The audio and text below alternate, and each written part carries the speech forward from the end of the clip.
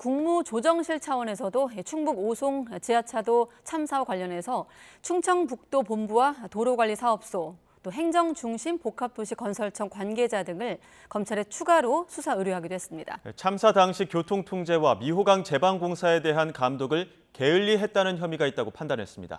취재기자 연결합니다. 박기환 기자. 네, 정치부입니다. 네, 희생자 유족도 앞서서 지자체 또 행복청을 고발한 바 있는데 국조실도 직접 나섰습니다. 내용 함께 전해주시죠. 네, 국무조정실이 충북 오송 궁평 지하차도 참사와 관련해 수사 의뢰한 건 모두 12명입니다. 충청북도 본부 관계자 2명과 도로관리사업소 3명, 행복청 전현직 직원 7명입니다. 국무조정실은 오송 참사 원인에 대한 감찰을 진행하던 중 이들에게 중대한 직무유기 혐의가 발견됐다고 밝혔습니다.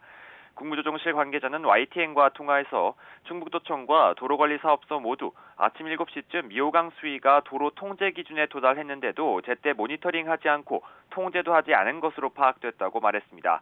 또 행복청의 경우 미호강 임시제방 공사와 관련해 시공사가 높이나 크기 등 임시제방 설치 계획을 지키지 않았고 행복청이 이를 제대로 감독하지 않은 책임이 있다고 지적했습니다.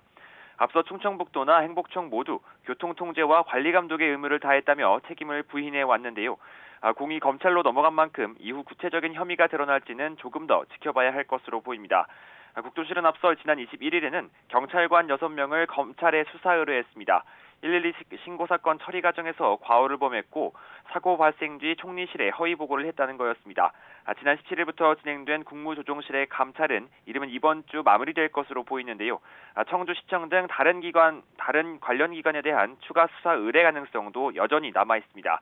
지금까지 정치부에서 전해드렸습니다.